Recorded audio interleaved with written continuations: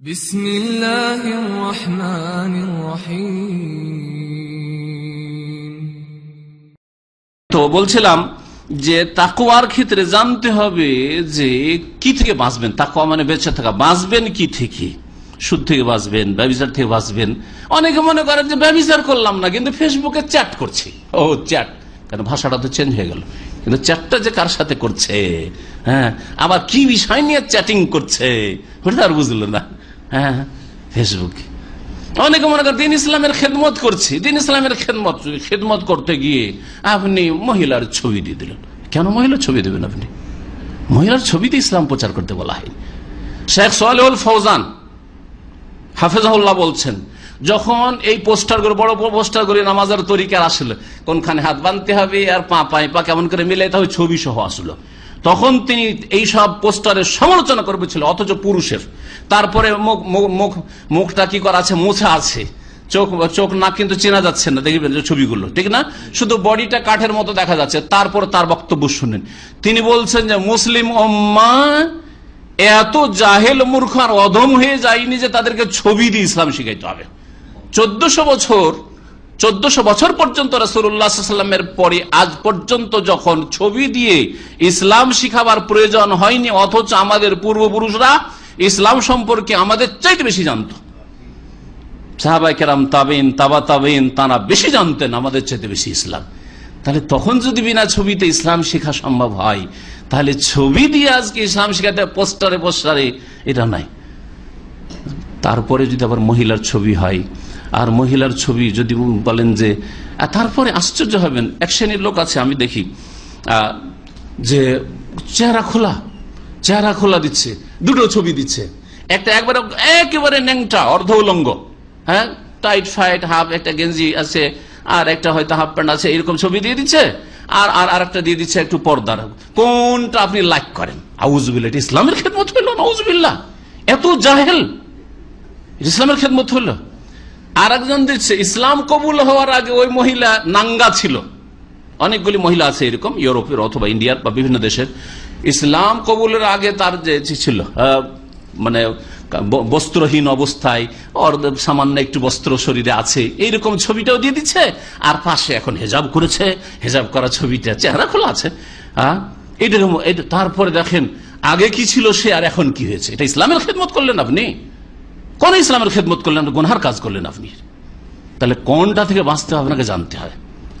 যদি বলেন আমি বোরখা দিয়ে ঢেকে মহিলা দিলাম, মহিলা যদি বোরখা দিয়ে ঢাকাও থাকে, তারপর পুরুষের মনে একটা অস্বস্ব হবে না? হবে না? হবে না? অবশ্যই হবে। আর ছবিটা আরো বেশি হবে। ছবি ফিতনা, মহিলাদের ছবি আরো ফিতনা। দেখেন আমার দেশের বন জঙ্গলগুলি যদি এমনি দেখেন প্রাকৃতিক, অথচ দেখতে সুন্দর লাগবে না, কিন্তু করেন আপনি ক্যামেরা করেন, দেখতে বেশি মজা লাগে। লাগে না? লাগে না? লাগে না? লাগে না? তাহলে আপনি বোরকা দিয়ে ঢেকে ছবি দিবেন আর বলবেন যে একটা ইসলামের খেদমত করছে। এটা ইসলামের খেদমত নয়। তাহলে কোনটা থেকে বাঁচতে হবে? তাকওয়া জানতে হবে, জানতে হবে। আল্লাহর অসন্তুষ্টির কাজ থেকে বাঁচতে হবে, গুনার কাজ থেকে বাঁচতে হবে। যেটা দিয়ে আপনার অশ্লীলতা ছড়াচ্ছে, এটা দিয়ে সুরসুরি পয়দা হচ্ছে পুরুষদের মধ্যে, যুবকদের মধ্যে অথবা যুবতীর মধ্যে, এইরকম একটা স্মার্ট ছেলে দিয়ে দিচ্ছেন।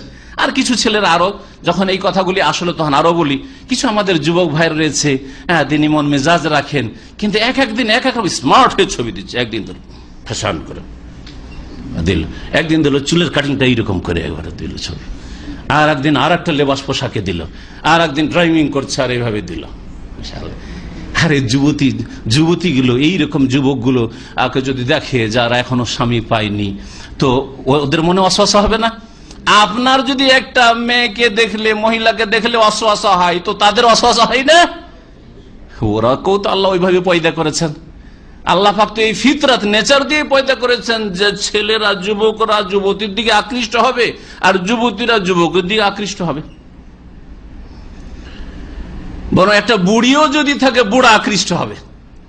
ওলামারা এই মাসলাটিকে আলোচনা করতে গিয়ে বলেছেন যে, আচ্ছা, বুড়ি মানুষ যদি হয়, বুড়ি মানুষ যদি একা সফর করে, অথবা বুড়ি মানুষ যদি চেহারা খোলা থাকে, তো অসুবিধাটা কি? বুড়ি আসছে 60 বছর 70 বছরের বুড়ি, আর হজ করতে আসছে, একা একটা কাফেলাতে চলে আসছে, অসুবিধা কি? এর উত্তরে সালাফি ওলামারা বলেছেন, লেকুল্লে সাকেতাতেন লাকেতা, শুনে রাখেন, প্রত্যেক পড়ে থাকা বস্তুকে কেউ না কেউ কুড়াবে।